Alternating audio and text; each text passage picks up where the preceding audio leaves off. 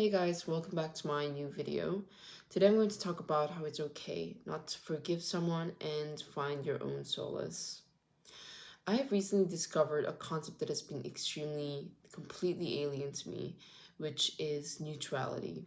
I found this in two contexts, relationship and work, which are the two of the things that have influenced me quite heavily in the last few months.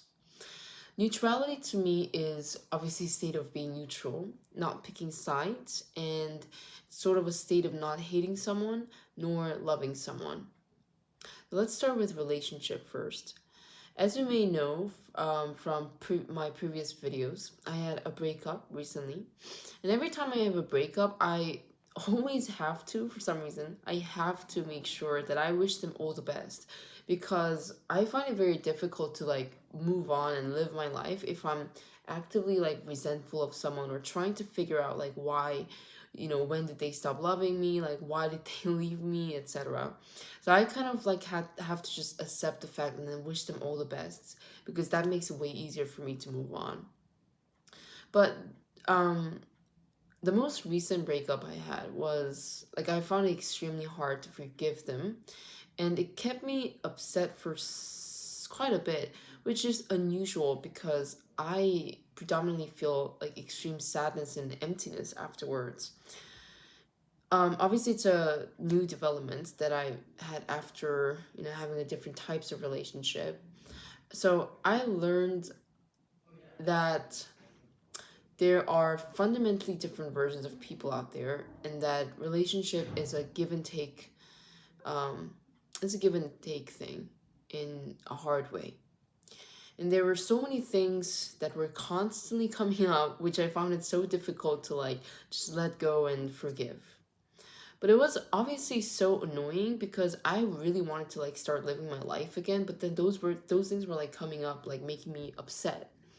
So what I did was like trying to bargain and understand like, I guess like maybe this is where they were coming from. Maybe this is what they were trying to say, maybe whatever. And trying to see them and like trying to put them in a good light.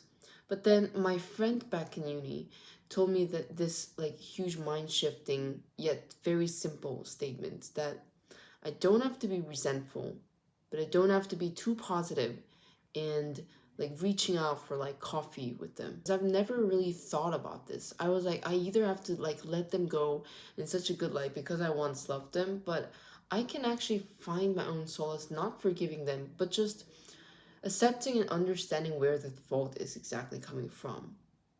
And it's perfectly fine and not evil to still choosing not to forgive them for the objectively wrong things that they did to you. And my friend also said that people who live that kind of way are going to have a hard life without your revenge or you trying to do anything. If their mind is so like rigged, the one that hurts the most is actually themselves in their own mind. So hearing this one line just like hit me.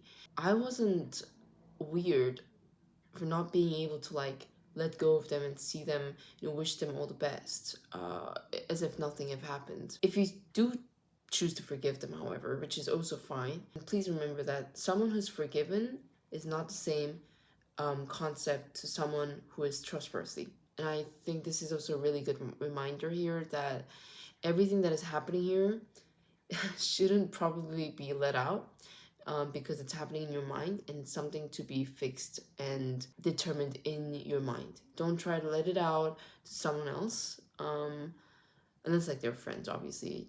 Don't try to let it out to the partner, the previous partner, or try to communicate with them about this because these are all your internal mind work. So to sum up, there's no need to demonize them, but there's also no need to reach out or ask for coffee, chat, anything ever again.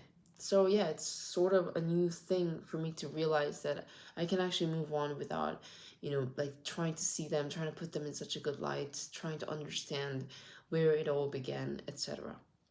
Now, the second part is workplace. Now, this is a whole new like discovery that I had ever since I started working full time upon my grad.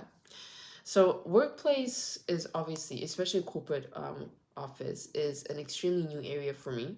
It is as you can imagine, completely different from university in a sense that if I don't like that person, like I'm just gonna physically block them. I'm not gonna see them ever again. That's how I lived in uni. Like if I found that guy weird, like I would avoid them or just like not reply to them and just like not see them again ever. And if I like them, then I'll make sure to keep them on my side, keep them in my company, whatever, right?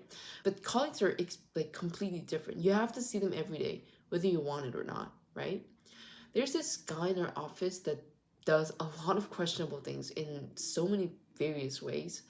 And the most surface level that I can think of is like shaking legs and answering a question with like this. And I just found it really difficult to like him as my teammate, basically, as my colleague in the same team.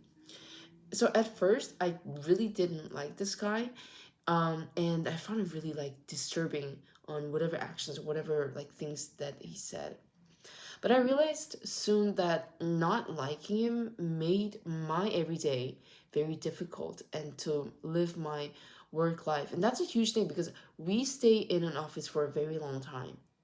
So if you're like hating on someone or not liking someone and getting disturbed by every move or behavior that they do, it's more likely that you are the one who get really tired while they are obviously unbothered by them, right? And this is a very unfair dynamics. But I realized that at the same time, like I don't have to try hard to like find reasons to like them. So I just did play as the lays strategy where I just simply perceive this guy. Or I simply just observe observe this guy that oh this guy exists. But I don't have to like them. I don't have to hate him, but just let them be who they are. So instead of putting my emotional energy trying to actively find reasons to like him or getting so annoyed in hateful ways, I'm saving my time, I'm saving my energy, I'm saving my headspace by staying simply neutral. So yeah, neutrality is a new concept for me that gave me peace of mind. I am proud of myself for figuring things out directly by, me being aware of these things and hearing from my friends, discussing with them, which are all part of like a huge action of self-respect.